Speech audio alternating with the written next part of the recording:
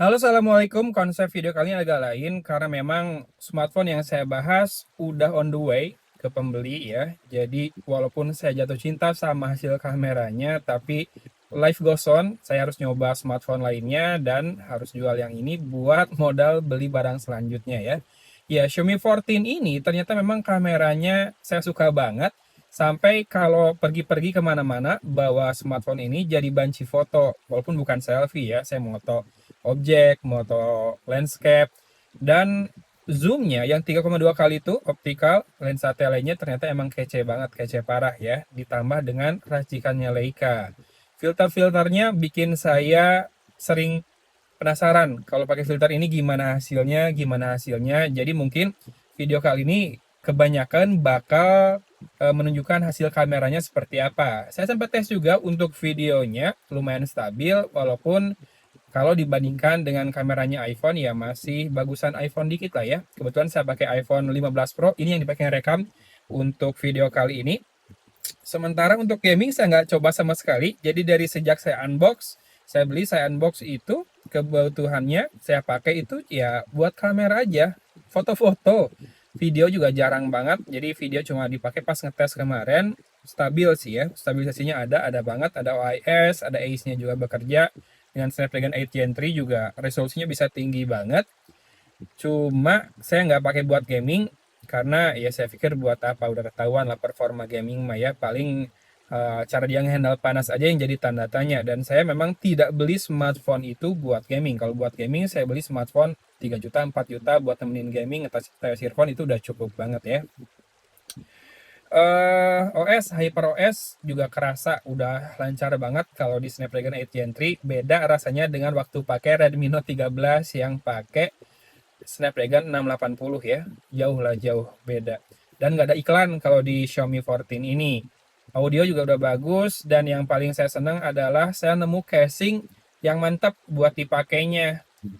Nilkin udah ada MagSafe atau ring magnetnya, jadi kalau buat ditempelin ke dock magnetik udah langsung pakai, wireless charge-nya jalan. Dan juga saya nemu power bank yang bisa ngecas sampai 70 watt nih di smartphone ini ya, Xiaomi 14 ini. Memang ini kayaknya Cukteh ini power banknya Mi Fans, karena khusus untuk teknologi fast charging-nya Xiaomi dia pada support semua ya. Dia juga waterproof, itu saya suka. Dan smartphone ini cukup compact ya, 6,3 inci, dimana untuk zaman sekarang kan pada gede nih. 6,3 inci itu pas banget, nggak terlalu gede, nggak mungil-mungil banget juga. Kalau mau dipakai nonton masih oke. Kalau disandingkan dengan iPhone 15 Pro saya juga kayaknya ukurannya masih mirip ya.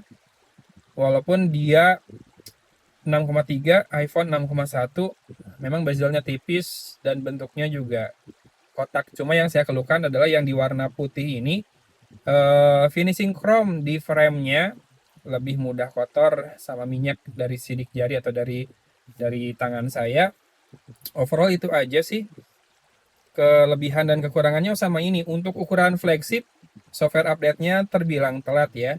Sampai saat saya ngomong ini, kemarin beberapa hari yang lalu, saya cek masih belum ada software update lagi, dan security-nya masih di Maret 2024. Bayangin, sebuah flagship ketika handphone 3 jutaan, 2 jutaan aja udah pada dapat yang April, yang Mei, bahkan biasanya Samsung udah dapat yang Juni, Xiaomi masih telat kayak gitu. Tapi bukan masalah besar juga ya, yang penting mah dapat update beberapa tahun sesuai yang dijanjikan nantinya. Ya udah, itu aja yang mau dibahas dari Xiaomi 14. Saya betah banget pakainya. Ya OS-nya MIUI HyperOS sih namanya, tapi ya bagi saya tetap sih kayaknya masih facelift doang dari MIUI, nggak banyak berubah cara pakainya selain tampilannya. Jadi silakan disimak langsung aja hasil kameranya. Kalau buat saya, foto-foto jauh lebih menarik pakai Xiaomi 14 ini dibandingkan pakai iPhone 15 Pro sekalipun.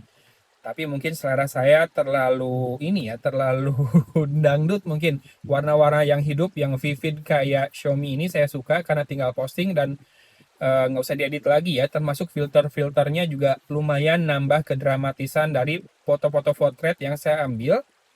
Jadi ya kalau misalkan teman-teman sekarang mau nyari smartphone ini silakan.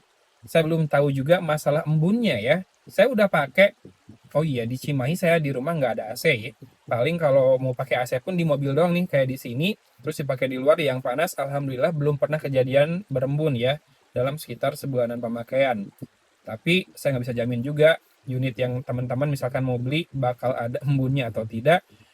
Kalau saya tadinya rencananya kalau memang sampai berembun mau jadi pengalaman nyobain service centernya Xiaomi, tapi alhamdulillah nggak kejadian. So ya, silakan kalau teman-teman berminat meminangnya. Sekarang kayaknya kalau dengan berbagai promo bisa didapetin di angka 11 jutaan lebih dikit ya. Secondnya masih di 10 jutaan loh, masih susah nyari secondnya yang murah. Bahkan yang jual second ke saya pun waktu itu kayak rada nyesel gitu. Mungkin dia nggak ngeh kalau ada potongan topednya ya 4% yang lumayan banget tuh. Ya lumayan lah pokoknya kalau saya bisa dapat dulu di angka 10,5 dengan berbagai promo tambahan bisa lebih kurang lagi. Kalau sekarang saya cek juga di Topet yang termurah segituan, jadi harga secondnya lumayan bertahan ya untuk ukuran sebuah flagship. Apalagi brand Xiaomi ini kan masih lekat dengan brand mendang-mending, dimana untuk shifting ke flagship masih perlu effort walaupun udah dilakukan dari sejak Xiaomi Mi 11 Ultra ya. Smartphone Xiaomi udah harganya di atas 10 juta. Kalau buat saya nggak ada alasan yang menahan untuk gara-gara sekadar brand doang nggak mau beli karena harganya 12 juta misalkan, toh deliver performa kamera yang bagus banget. Jadi ya udah cek aja link di deskripsi kalau misalkan tertarik buat belinya ya. Saya akan carikan yang termurah yang ada promo dan silakan disimak dan dinikmati hasil kameranya yang memang kece ini. Oke, dari Kota Cimahi, Agung pamit undur diri. Wassalamualaikum warahmatullahi wabarakatuh. HDR video di Xiaomi 14 nggak bisa lebih dari 30 fps ya. Mau di 4K pun tetap di 30 fps, kalau nggak di 24 fps. Dan nggak bisa di lensa ultra wide juga. Jadi silahkan disimak. Ini yang kondisi paling optimal settingannya buat HDR video. Nanti kita bandingkan dengan tanpa HDR ya. Apa aja sih bedanya, termasuk stabilisasinya. Ini tanpa HDR video. Silahkan disimak audionya sambil panning. Saya rekam di 4K 30 fps saja. Dan nanti kita cek untuk steady videonya ya. Karena ini pun udah kerasa stabil sih. Sambil dipakai jalan dan panning-panning, tilting. Oh, low bat. Steady video biasa juga sama di Full HD 30 fps maksimalnya. Saya lebih ekstrim lagi jalannya, cepat. Dan lebih kuat lagi panning tiltingnya. Stabil banget. Habis ini masih ada yang Hyper Steady. Steady Video Pro namanya, bukan Hyper Steady. Saya ngelihatnya kayak pakai lensa ultra wide. Kita jalan lagi. Iya, kelihatan lebih lambat gerakannya padahal tadi saya cepet banget tiltingnya, panningnya dan tiltingnya barusan.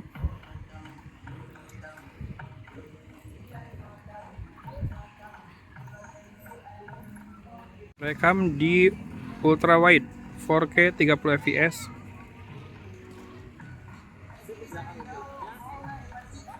Stabil juga sih, rasa ya lensa ultra wide. Langitnya bagus.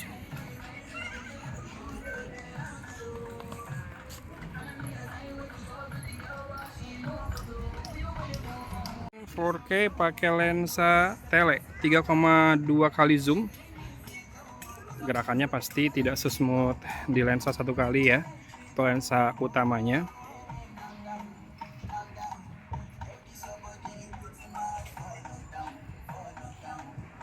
Panning.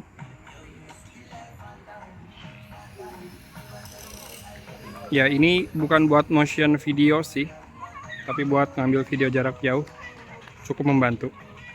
Video kamera depan juga bisa 4K 60 fps, tapi saya rekam di 30 fps saja. Agak sedikit kelihatan processing lebih dari yang seharusnya di kulit wajah saya. Stabilannya kayak gini. Sambil jalan. Saya habis ini mau cek ada mode steady-nya nggak. Ini jalan santai.